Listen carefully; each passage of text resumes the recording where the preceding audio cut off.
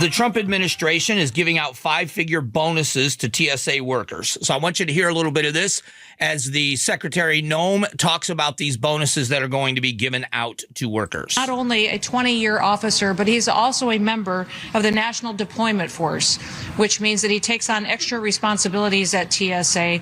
He not only fulfilled every one of his hours during this shutdown, but he also was more than willing to take on extra shifts to make sure that the public didn't have any kind of hardships, delays, or security concerns during this government shutdown that was facilitated by the Democrat Party. I also have Ashley next to me. Ashley has continued to serve at TSA. I believe she came to work here in January and showed up and has been an example of an excellent employee, but she also, during this time, was through the process of trying to buy a home when the government shut down.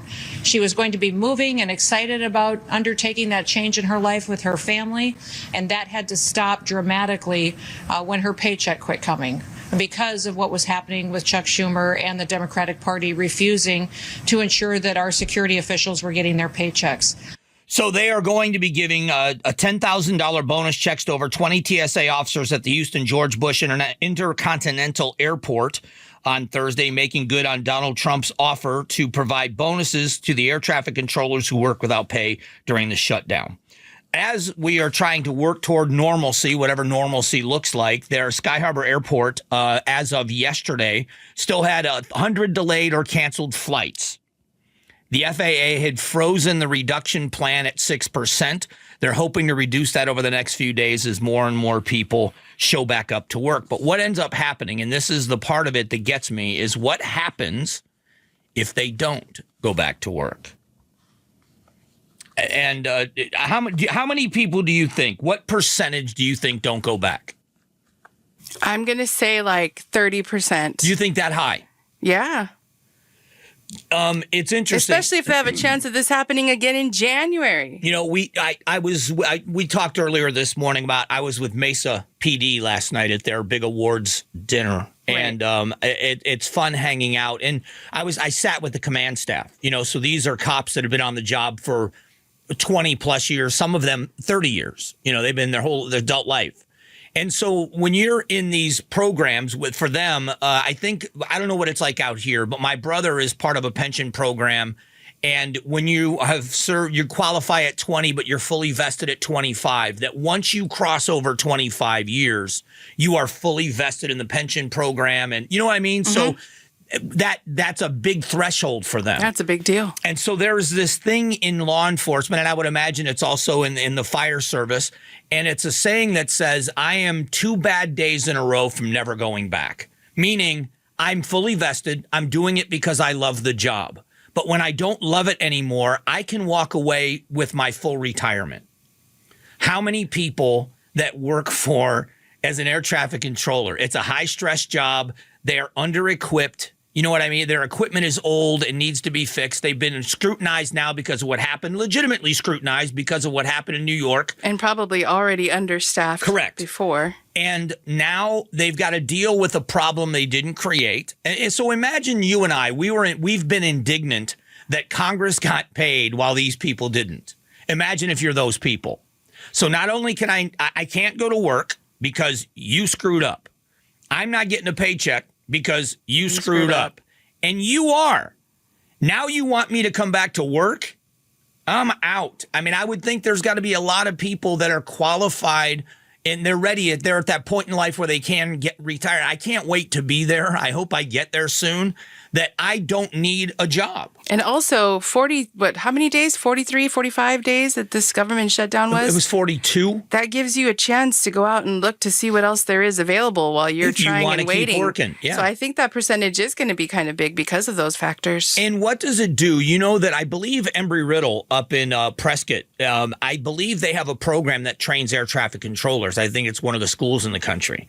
If you're a young person looking at a career, you know, you're looking at your future, and that might be something you'd be interested in. I actually have a friend in my hometown, and she just retired as an air traffic controller. Seems like a pretty cool job, I would think. And she was an air traffic controller, and she retired a few years ago, happily retired.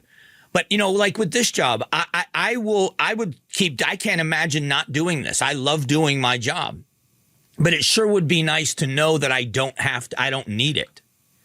I think I might have a different attitude if I was going to say, no, I don't think you'd be here that long.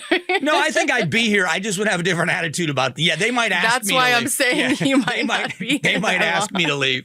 But no, in reality, the fear is, what if these TSA agents, if they go into a different career? That's what a lot of them are probably already there.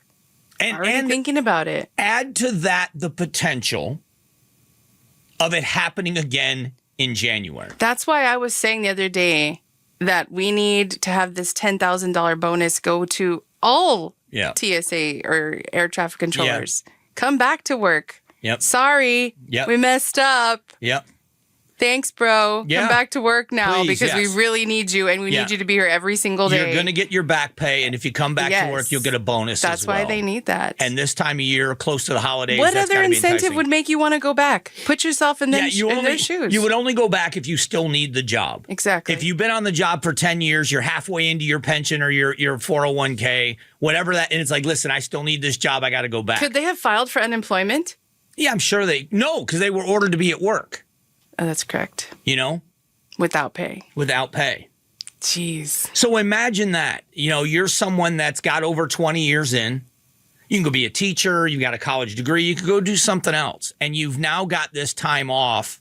And you say, you know what? I'm going to jump on one of those sites that has, I'm going to go on LinkedIn and see who's hiring. And then I'm getting paid all this money somewhere else. Yeah, even if you aren't making the same money you were making. I don't any money would be anything while they were off. And the potential, and I think this is the biggest part of it, is the potential that if they don't make a deal on this healthcare thing, if they don't make a deal on these other things, are the Democrats once again to do, and again, I don't want to fight about who shut the government down, but are the Democrats going to let the government shut down again and then not vote to reopen it until they get, is this going to happen again in a couple of months? I hope not. I hope not too, but if you were one of the people that get furloughed, or you're one of the people that could potentially have to work without a paycheck again. That's why I think that percent is going to be so high, because people are scared it's going to happen again. And they're going to be out at the beginning of the year of paychecks again. Because I've said this, I'm being honest, if something happened here and they said that we had to do that, they were asking us to do it, I would do it. But I would only do it for as long as I could afford to do it. Right. You know what I mean? Yeah. No? Yeah. I mean, same. You got to do what you got to do. I'd have to do that. I'd have to pick up a delivery shift somewhere. I have to cut some grass before work. And I'd probably have to do whatever I have to do.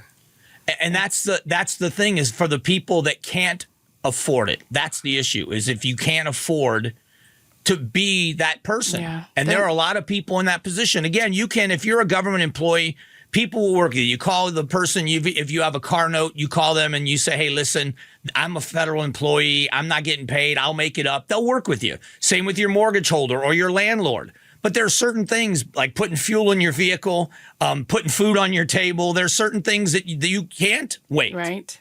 You can only put so much on a credit card. People have only so much of a credit limit. And then after that, that's with you forever. It's over. That's right. Thanks for watching the Mike Broomhead Show. Tap to watch and listen to the new season of Amazing Arizonans, a KTAR News podcast.